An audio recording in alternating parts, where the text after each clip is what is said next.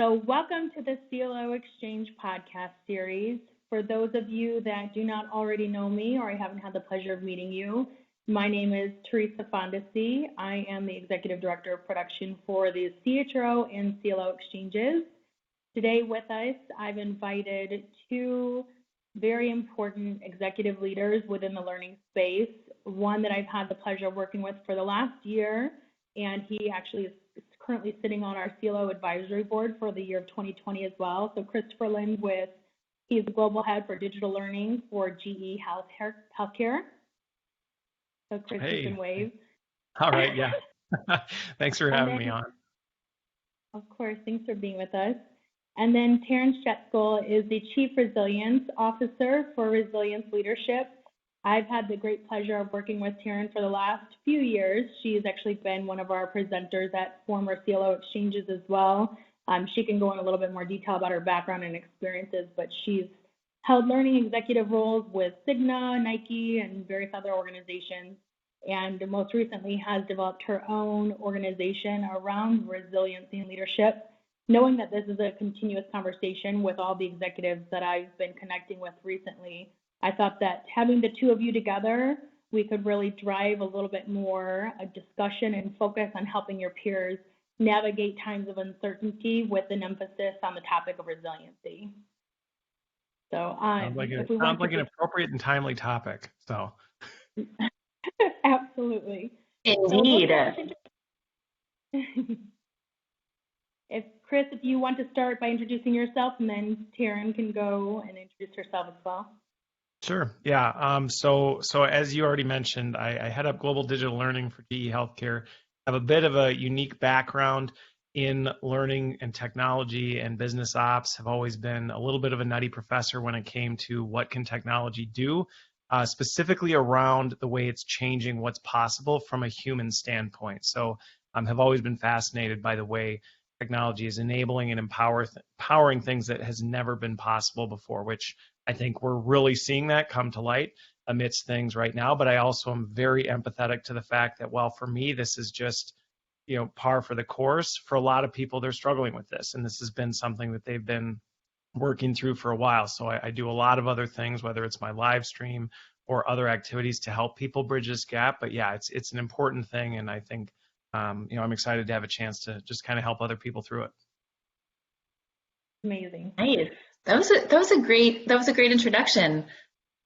I don't know that I'll hop to the nutty professor piece, but I but I appreciate that you did. What I will tell you is that about a decade ago, I was sitting in a coffee shop on a Sunday afternoon between the hours of like 1 and 3 or 2 and 4. And why was I there during those hours? Because my oldest son, my only son at that time, was napping for those couple of hours.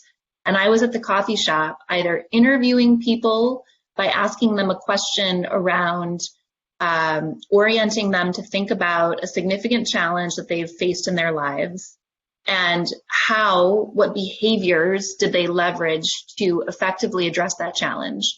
Or I was coding data at the coffee shop.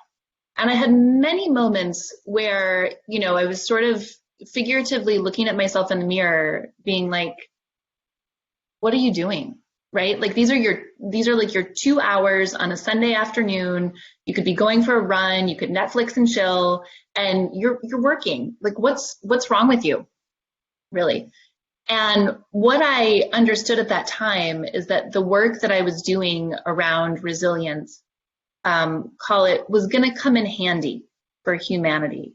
And I heard, just be patient, Taryn, because this work is going to really benefit a lot of people. And now we're in that moment.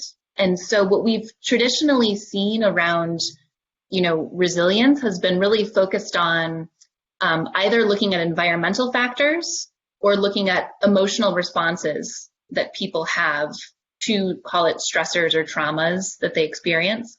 And the big kind of missing piece is the behavioral piece, the action piece, the leadership piece, right? Like what do people do in these moments of challenge, change, and complexity to act in a resilient way? So I'm going to talk to you more about what those 5 practices are. Between then and now, I've had the great good fortune of leading global leadership development at Cigna for a number of years. I had the opportunity to go over to Nike and lead executive development for our top 400 leaders there, as well as head up talent strategy. And now with this incredible kind of desire for resilience and resilience leadership, I've been able to do this work full time and to work with individuals and corporations to focus on the 5 practices of particularly resilient people and how we make this concept or this construct of resilience that's been pretty ill-defined, pretty squishy, I would say, really come to life in a tangible and a practical way. Thank you, both of you. Those are perfect introductions. Definitely could not do either of you justice the way you did, so I appreciate that. So we'll just dive into discussion right now. I think that more than ever, more recently, I saw one post of a video that you posted, Karen, to your Insta family on what's one thing. You know, we all have somebody that's looking up to us. I know that I have 3 beautiful little angels that do look up to me, but I work within every department within my organization. I know that executives daily that are looking to me for information and that human connectivity. So if there's one thing that I can do to make a difference, it's bring together executives like yourselves to really talk about all the challenges that are being faced right now. So that's what we'll do here. So this question goes to both of you. You've both been in the learning, training, and development space for well over a decade. What can you tell me about your past experiences with navigating change and how they have prepared you for what we're going through today? Ooh, that's a big one. Karen, you want to go first? I'll let you go first if you want. Oh, that's so nice of you. I don't always want to be the one that goes first because I know, right? Like that can be an easy tendency. Is like, okay, I'll jump. I appreciate that. No, you know what? I'll give it a try, and then you come in behind and like just bring the insights. You know, one of my favorite quotes, and I'll paraphrase, is Steve Jobs talked about, you know, when things happen, sort of that being a dot, right, in kind of linear time, and not necessarily appreciating at the moment, right, like how those dots fit together. But it wasn't until he looked back and he could see the line between those dots and how those things lined up. And so I think that's one of the really beautiful and exciting things about change, and it's also really frustrating because you know, we're in a moment right now with this virus and this global pandemic where we don't know what it means necessarily or how we're going to be fundamentally and forever changed by this experience. And it won't be, you know, and it's year 2020, so hindsight being 2020, right? It won't be until we look back on 2020, right, that our hindsight will be 2020 and we'll really appreciate, you know, many of the ways that we grew and changed. You know, what I would say, I'd say kind of 2 things about what leaders can keep an eye on in the moment, right? And Teresa, you did such a great job of talking about leadership. One of the things that I say or that I talk about is resilience in leadership and in life, right? And what does that mean, right? We're all leaders, right? And if you don't think you're a leader, there's probably at least one person who's looking up to you to see how you're acting, how you're responding, and they're, you know, incorporating that information into their psyche and into their narrative. And so it's about in those moments where we are in a stated leadership role, but also in life where we still have people looking up to us. We're still setting an example at the supermarket when we're checking out. But we may not think of ourselves as being in a traditional or a titled leadership role outside of our job. And so if we have this mindset that we're always leaders, you know, all the time, we have the opportunity to set the tone for the people around us. And there's really 2 things I think in the moment that we can be doing, right? One is to find purpose in the pause. And so a lot of people have been asking me, you know, how do we find meaning in these moments, right? And there's so many phrases that we use in the English language that we don't even really think about. And one of the phrases that people use is this idea that everything happens for a reason. And I think it's a really difficult phrase. It's always been a really difficult phrase for me to swallow, because then we're left asking what the reason is. And when we ask what the reason is, we're asking outside of ourselves, right? We're asking someone else to answer that why for us. But when we think about making meaning and finding purpose, that's something that happens internal to us. We have an internal locus of control over that. And so thinking about, we're in this paused moment. This does not have to be, you do not have to be William Shakespeare and make this your year of Lear, right? Like, you do not need to turn out plays that we will be reading, in the next 10 years. You do not need to be like, Newton and come up with calculus and gravity, right? Like, it's really thinking about, like, what do you need right now? What do you need to ground into? What's your personal development? Is that productivity, or maybe that's going deep within? So the first thing is to find purpose in the pause for you, for your organization, for your team as a leader. The second thing is to think about, in those low moments, in those moments when we get scared, when we get depressed, when we get anxious, right?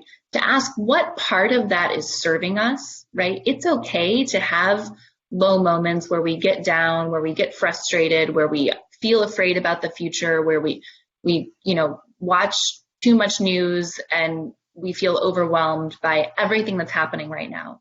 And that's going to happen. Overall, when we think about the trajectory of this experience, we want to think about doing things, engaging in activities, and exhibiting behaviors that are going to make us better, not things that will make us bitter, right? So the first thing is finding purpose in the pause. And the second thing is, in aggregate, overall, to think about doing things that are going to make us better and not things that are going to make us bitter, things that are going to add appreciably to our development in this time.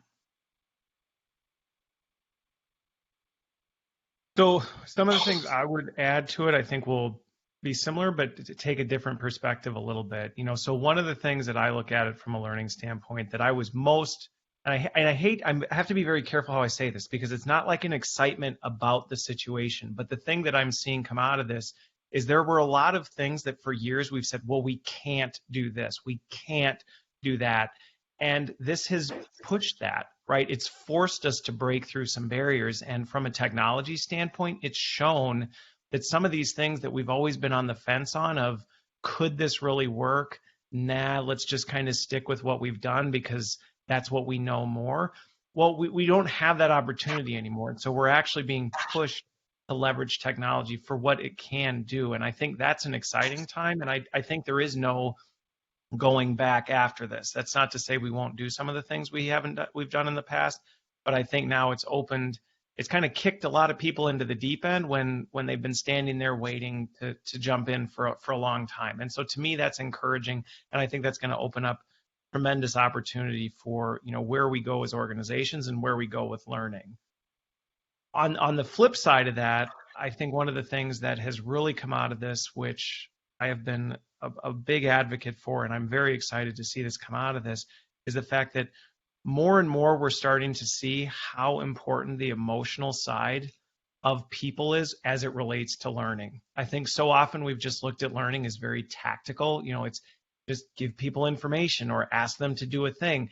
And we haven't necessarily said, right, but what's going on in their emotional state that's impacting people's ability to do this? And so we're having to really put humans at the center of everything, at least organizations who are thinking strategically about this, because we can say, hey, we need people to do this, but if we don't respect their current emotional state, all the efforts in the world aren't going to matter. And I think that's going to really change what happens from learning and development moving forward, hopefully, because we talk a lot about, human-centric design, let's keep the learner at the center, but a lot of times it's just buzz.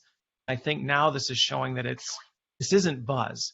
This almost needs to be the first thing we tackle, because if we don't, everything we do isn't going to stick, because at the end of the day, if people are living in fear or they're uncertain or they have anxiety, they're not learning, they're surviving. And anything we can do to get them to a state of thriving and out of survival mode is actually a critical step to push us forward. And so I think that's something that, is also highlighting a lot of opportunity for us as learning professionals and where we need to upskill, whether it's getting better at telling stories and helping people understand what's going on, focusing on collaboration and bringing people together and things like that. So I think while this is a really hard time and we're seeing it really push people to their limits, the encouraging side of that is that we're seeing that people can do it, right? When pushed, they can do it. And that's encouraging. What we need to do is watch the people who are struggling and be there to support them, because we know they can. They just need our support.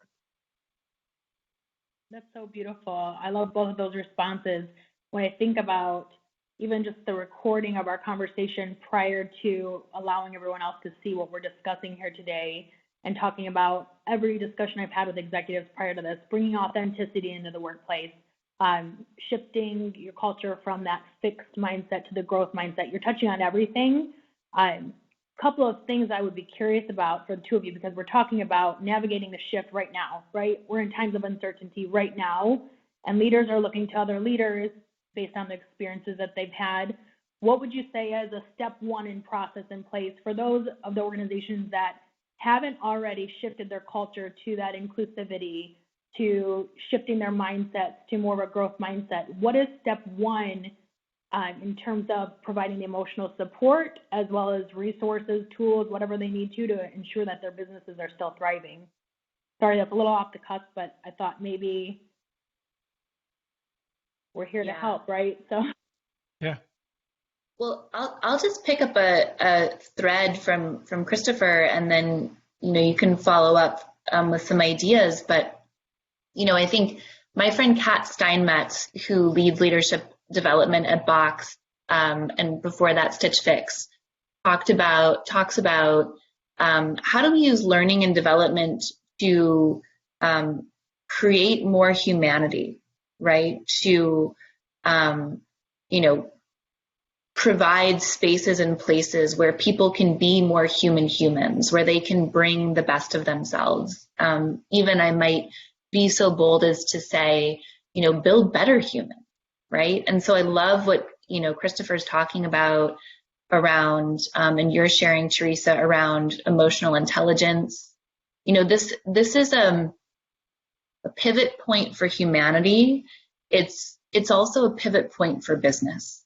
And I think what we've seen at a macro level in the news is that businesses, and specifically their associated brands, will be defined in this moment by how we treat people, by our humanity. And so we see corporations like Hilton and Delta that are, great sort of paragon type of examples, right? Where the CEO isn't taking a salary for 6 months in order to try to maintain the workforce. Slalom, as a consulting firm, is another wonderful example. They're maintaining all 8,000 of their employees right now. They've got a significant cash position, and they're able to do that, right? Whereas companies that, are, even if they're in a difficult place, and they need to trim their workforce, that's certainly understandable during these times, but then it comes down to how you go about doing that and the humanity in which you do that. And so anytime we face challenge, change, and complexity, it becomes even more important in these trying times that are both turbulent and transformative to be able to speak to people in a way that's human, that's vulnerable, that's authentic, right? And so, the first step for a business that maybe wasn't there culturally or hasn't quite gotten there is, as a learning development or a leadership professional, for those of you that are listening, you get to lead the charge, right? And if you need to, run, don't walk, to your CEO, to your chief HR officer, if you are the chief HR officer, if you are the CEO, these concepts of relating to people on an incredibly human level are tremendously important. And we need to meet people where they are, not where we are. And so what that means is engaging in our own vulnerability to get out of our comfort zone and to get to the level and the place and space where people are and talk to them there, not ask them necessarily to come to us.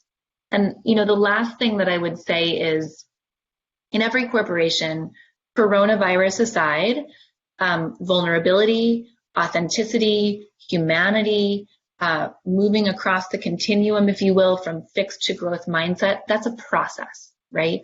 And so then what you get to decide for yourself and for your learning team and for your leaders is, what's the smallest meaningful change we can make right now that is going to create more humanity and more engagement for our people? And that's a really important question to ask. At this moment, I think questions are more important than answers. And so asking yourself, what's the smallest meaningful change you can make as an organization, and how you can impact change that will reverberate across the organization in these moments to affect more humanity, more vulnerability, infuse more authenticity, more connection. That's going to be key. What I would continue to add to that is really what you said, which is we have to take on that ownership, right? I think that we are uniquely positioned right now to lead the charge. And I think many in our organizations are looking to us to do that. And we can't not take that seriously, right? We can't kind of skirt that responsibility to lead by example. And leading by example is doing all the things that Taryn just said, which is being vulnerable, right? Telling people we don't have all the answers, and being willing to admit that. I think sometimes there's this natural tendency that, asking questions or admitting you don't know actually makes you weak. And I would say quite the opposite. That to me is what makes us strong right now. And I think this is an opportunity for us to step up and really, like you said, lead the charge with it, especially because right now, it's an opportune time to do it. Everybody is scrambling a bit. Everybody's taking gambles on things that they may not have in the past, because it's like, well, why not try it? Let's try it and see what happens. And so some of those things where we see opportunities, or maybe before, to your question of, well, our culture wouldn't really have allowed it, or maybe we aren't there yet as an organization. Well, you might have just got a free pass to give it a shot, because your organization is going to be open to it. And I think the other thing that's fantastic about it is the fact that, for a long time, many of us have been pushing this more human-centric way of thinking about things, right? Really decoupling that and saying we need to care about people as people and their employees, and our companies run on employees.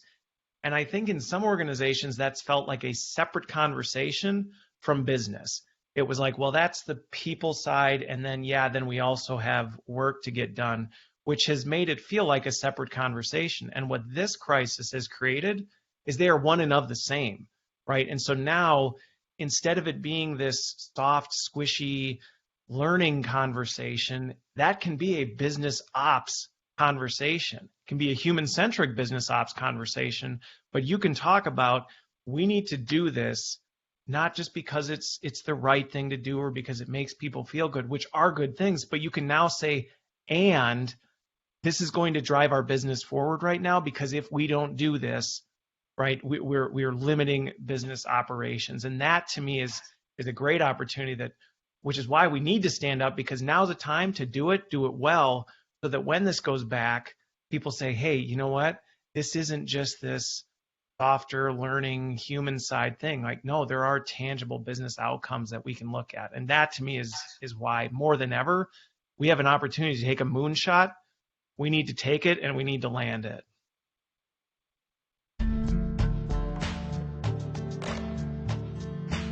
This question will probably be a little bit more specific for Christopher, but for many executives, just people in general, their lives have flip-flopped, right? Overnight. You've been an effective remote global learning leader for at least the last 3 years. Are you able to lend any insights into what you do to be so successful specific to remote learning? Sure. Yeah. So I'll take this one first. Karen, you can jump in too if you want. So a couple things, right? So I've been running remote teams here. I've done it at many other organizations. So this, like I say, this is the moment I've been preparing my entire career for. It's just par for the course. A couple things I think that can be really impactful that aren't necessarily as big a change as sometimes people may think they are. One is when it comes to staying connected to your teams, if you're used to the in-person space, there's a lot of things I think you may have been taking for granted that you just didn't realize were organically happening, right? You were connecting with your people, and you may have taken that as well, I know what's going on because I see them or I bump into them. You have to be way more intentional in the remote space. You just do. And actually, honestly, that intentionality will translate well into the in-person space when things do go back at some point, because you may think things are going really well, and you may not really be as connected as you think you are. So I think this is actually a good opportunity and lesson to say, hey, make sure you're regularly connecting with people. You can do that virtually, right? Simple things like turning your camera on, it still surprises me how many people still are not used to that. And it's like, just flip it on. You can have a human conversation with someone. You can build a relationship. You can get to know them the same way you would. And that's simple. I think some of the things we've been talking about before that is really important right now is going back to that human thing, right? Be yourself. Like, I've always, regardless of where I've worked, been who I am. Who I am outside of work is the same person that I am at work. So my kids have bombarded my office since they were babies, because that's just what I'm at home, and that's okay. And I don't pretend that that's not the case. And I think, again, as an opportunity for us to lead by example, we can showcase that, you know what, there are other things going on. The other big one that I think is really important for people who may be just stepping into this remote work, there's a lot of opportunity for us to really dive into outcomes versus activity. And I know that sounds like a very high level, you hear that said a lot, focus on outcomes, not activity, but I don't think we realize how often we think we're focused on outcomes, but actually we're focused on activity, right? We think, well, what I want is this person to do this thing, and they need to do it like this, instead of just saying, here's what I need achieved. How you do that, I really don't care, right? It doesn't matter to me when, how, where it happens. And as leaders, that takes some work on our part, because we really need to think more about what is it we want out of things, not just, what is the filler stuff? What is it that we want achieved? And so this is an opportunity for leaders and learning leaders to reset their strategy and say, right, what are the outcomes and how can I empower my teams to let them figure that out?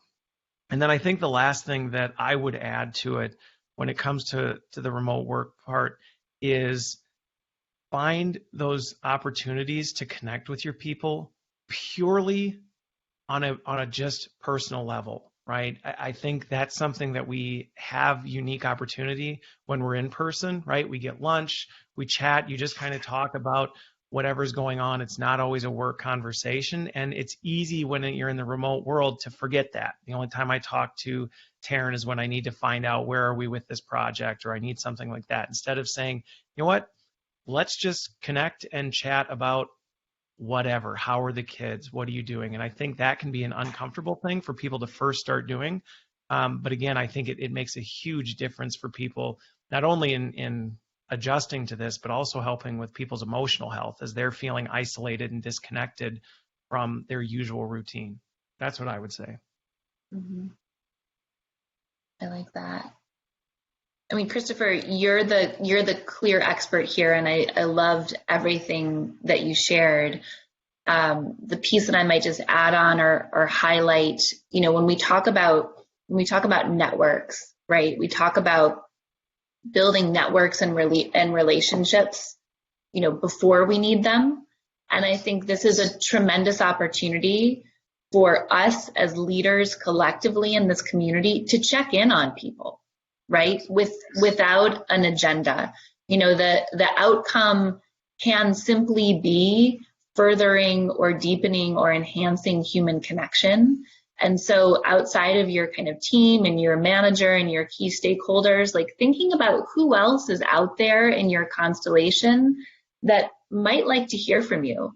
And for many of you who are listening to this who have a significant leadership title, that's going to mean a lot to people in your organization, that you simply reached out just to see how they and their family are doing. And it's not about a project or a deliverable or where are we on this, but hey, like I am just simply reaching out today to see how you're doing, and I want to check in. How's your heart? Maybe culturally that doesn't fit for you. What's your headspace? What are you thinking? What's your mindset? That makes a tremendous difference. And then when you need to reach out to that person to find out about the status of that project, they're going to be much more engaged with you because already you led with your humanity to show them that you actually do care. The thing I love about what you just said there is that it's so true. And the other thing with it is, it's okay if it's awkward at first, right? Because people are not used to it. So Yeah. Be prepared for that and be okay with that. That people might kind of have this reaction like, so what do you want? Like, I don't want anything. I'm just checking in. And that's okay. And just kind of roll with it. It'll build over time, but don't be uncomfortable with the fact that it might be a little bit uncomfortable for some people at first. And that's okay. And the other thing too is, we need to be really intentional of listening right now to people, because it's so easy to have those conversations. I was having one last week with someone and I heard it. They said, I just don't know if I'm going to make it, right? And my radar just went off on, hey, that is something I need to dig into, right? When we talk to people, we really need to be listening to how they're doing and genuinely care about that, because people are having a hard time and they may not necessarily open up to you directly. They may say, oh yeah, no, everything's fine. But if you listen behind what's being said, you may hear that that's not the case. And the vulnerability of being able to say, you know what, it's not for me either, so that you break the ice to let people know you might be struggling. That opens it up for other people to admit where they might be or might not be. So good. It's wonderful. I love hearing this from both of you. I mean, this is the reason that you're part of this discussion. Whether I'm facilitating anything for the CLO or CHRO exchanges, I would do this all day, every day, if I knew it was helping anybody in any capacity whatsoever. So I love this. Thank you. I guess one final question, and Christopher might be able to help lend additional questions throughout this, but we've talked about, providing proper emotional support for people, providing the tools and resources, and remote work. It looks a lot different. We talked about the fact about resiliency and why this has come up in every discussion. I think a lot of people have an idea of what resiliency is, whether it be in a personal setting or a professional setting, but I don't know that everybody understands, like specific to your work, Taryn, the evidence-based methodology that you follow in developing this in people. And I think now more than ever, it's imperative. Is there anything that you can lend as insight? Obviously, we can't dive in as deeply as you would on a one-on-one session or anything with anyone, but is there anything that you could just start us off with? Yeah, I mean, the first thing that I might say, Teresa, and I don't mean this in like a cavalier way at all, but you said, I think people understand what resilience is, and I don't think people do understand what resilience is. I think if we ask, I think we use the word, and then if we were asked to actually define it, and we went out on the street and we had 10 different people define resilience, we would get 10 different definitions, right? Sure. And that's okay. That's in fact why I started doing this work, because I thought, I'm a reasonably intelligent person and I don't understand what this concept is, but it seems important, right? But there was a circular definition. You look in the dictionary, what does it mean to be resilient? Well, it means demonstrating resilience. And you're like, okay, well then I look up resilience, right? And it's like to be resilient, and you're like, okay, doesn't make sense, so I wanted to understand. And just a friend of mine sent me an article in the New Yorker about resilience that was published in February of 2016, and it was in response to the New Yorker saying in December of 2015 that resilience was a profoundly empty concept, right? It's an important word, it's an exciting idea, it's a engaging ideal, but it's like the word character, where it's like we really don't actually know what that means, and we need to spend some time defining it. And so what's been exciting for me on this journey is that I feel like we've done, a pretty good job of understanding what resilience means from an emotional standpoint, right? Like, what does it sort of look, how do we navigate our emotions, right? What does that mean relative to mindset? We know quite a bit. We talked about Carol Dweck's growth mindset, which is just a profound concept, and this idea of moving across the continuum from fixed to growth mindset. We know a lot about positive psychology. We know about keeping a gratitude journal, that when we write 3 things down every day that we're grateful for, that fundamentally changes the neural connections in our brain. And rather than looking for what's going wrong, we start to look for what's going right just by engaging in writing 3 things down. So my point is, we know a lot about the environment, and we know a lot about kind of mindset and emotions, right? So we know a lot about resilient thinking. What we've known much less about is resilient doing. And so what are those actions or behaviors that show up in the moment when we inevitably face challenge, change, and complexity? It's not just this moment with coronavirus, right? We're all going to face challenge, change, and complexity, and we have before this throughout our lives, arguably not on a planetary scale. But, now we're kind of in this like really significant moment, but challenge and change and complexity existed long before this, and it will exist long after this, right? And in those moments when challenge, change, and complexity shows up, our tendency as humans is to engage our neural system and to be overwhelmed with stress hormones, right? And so what often happens is we either want to fight, we either want to flight or run away, or we want to freeze, right? Those are kind of our 3 options, right?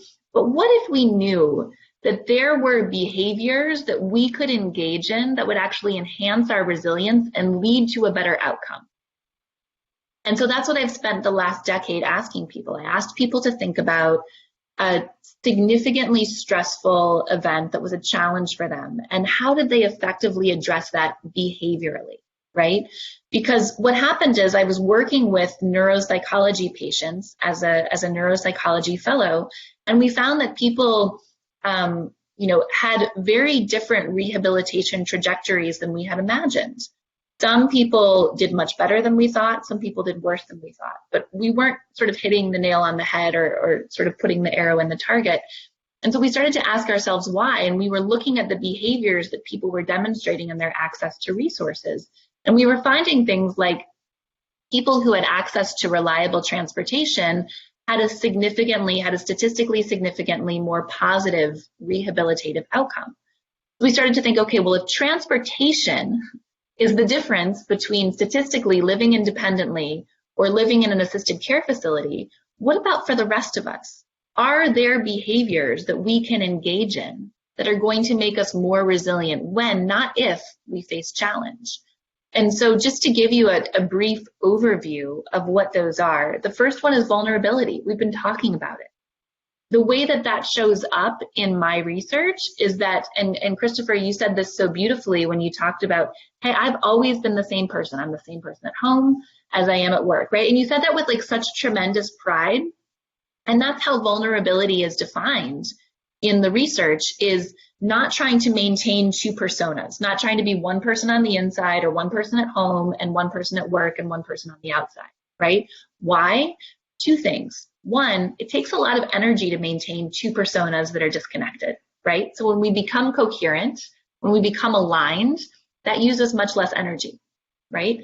The second part is when we show people truly what's going on for us on the inside, when we allow ourselves to be seen on the outside, that allows us to access resources and relationships and information that can support us in those moments of great success, but also in those moments of great need, right? And so, Christopher, you also spoke to this when you talked about the importance of listening. When someone is going to go to the trouble to align themselves and show you what's really happening for them vulnerably, to allow their inside self to match their outside self, then when we listen to that, we can be in a position to help them and be able to meet them where they are. So the first practice, high level, is vulnerability. The second practice is productive perseverance. It's knowing when to maintain the mission and when to pivot in a new direction, right? A lot of people ask me, is grit synonymous with resilience? Well, grit's about maintaining the mission in the practice of particularly resilient people, right? But there's also a moment where we may experience diminishing returns and we need to go in a different direction or change our goal or change the process of how we get to that particular outcome. And so maintaining the mission and being gritty works really well when the landscape doesn't change, right? When you want to graduate from the Naval Academy, when you want to become a Navy SEAL, there's a set of qualifications that you need to go through, and those typically are not going to change, right? But productive perseverance, the intelligent pursuit of a goal, is also about looking at how the landscape is shifting and changing and how there's disruptors and detractors and how we may need to shift and change our perspective, our path, or even our ultimate outcome. The third practice of particularly resilient people is connection, both the connection that we have with ourselves. So in this kind of finding purpose in the pause, a tremendous time to reconnect to ourselves, to reconnect to our families, to our home, both literally and figuratively. And then also to connect to our community, to our work community, to our neighborhood community. Interestingly, I was doing some research recently with the advent of this virus where I was curious about some of these survivalists, right? These people that are out living in the woods and, are they really in the best position to survive a global pandemic or some kind of Armageddon? And what's interesting is when they looked at the research, it was actually the people that had the most connections within their community, not unlike the people that have the most connections within their business or their professional community, that do the best. Why? Because these are people that have relationships. They can make connections and put things together. They can gather information, and they have the most resources. So being able to network ourselves and create connection both within ourselves and externally is incredibly important for resilience and also tremendously of value in times such as these. The fourth practice is gratiosity. You've never heard that word before because I made it up, so you're welcome. And it's about this compilation of both, I love that Christopher's dying over there, this compilation of gratitude and generosity, right? So Teresa, you asked this really beautiful question about how have we seen kind of change percolate through our lives and make us better for the future, and what does that look like when we think about those moments and looking back? Gratiosity is on one hand about gratitude, about our ability to be able to see, even after some time passes, the good in a particular scenario, even if it was challenging, even if we wouldn't have chosen it, to be able to see, to say, I can see the good in that. I'm grateful for how that changed me, even if I wouldn't have chosen that particular circumstance.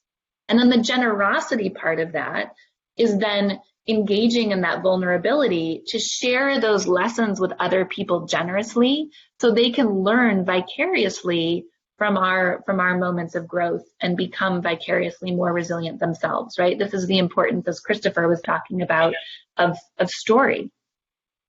And then the last practice of resilience is the practice of possibility.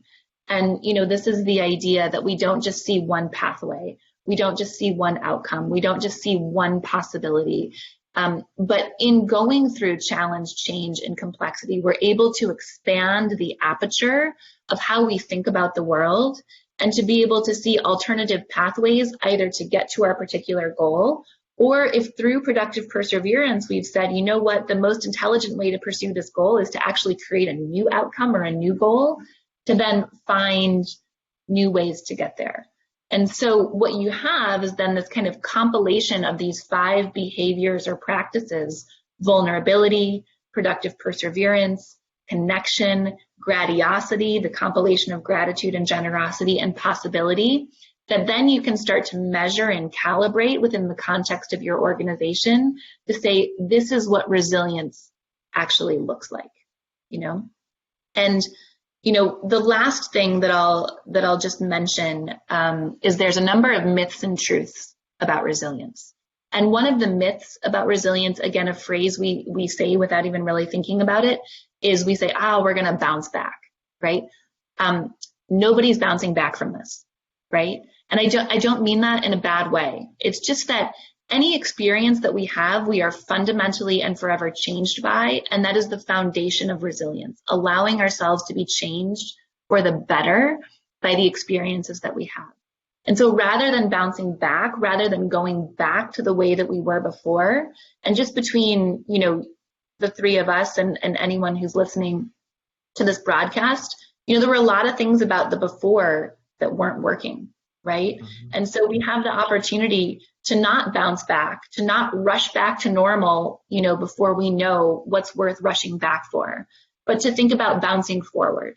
And how do we take the best of what we had before and then we make that better, and we allow ourselves to be changed by this experience in really meaningful and appreciable ways, whether that's having the opportunity to pilot new technology, new ways of speaking to people, new ways of interacting with our family, redesigning work. There's an opportunity for this to upend everything, and in many good ways. So I would just submit to you that we will not bounce back. That in fact, that might be the worst thing that could happen if we don't allow ourselves to be changed by this moment. And instead we allow ourselves to bounce forward and to take the best of what we had and then to build on that for the future. If it's okay, I want to jump on what you just said, because I think there's a couple things that jumped out at me in that are fantastic. And I think everybody really should walk away from them, which is one, right? When you talk about this resilience piece, I love the fact that you've made it behavioral, right? Because that to me is such an opportunity, not just with resilience, but with so many things, right? We have these skills or these things we're trying to grow in our organizations, but they don't really mean anything, right? It's just like, well, we want people to be better communicators. Well, okay, what does that look like? What does good communication look like? And I think what you talked about there is fantastic around resilience. Yeah, we want a resilient organization.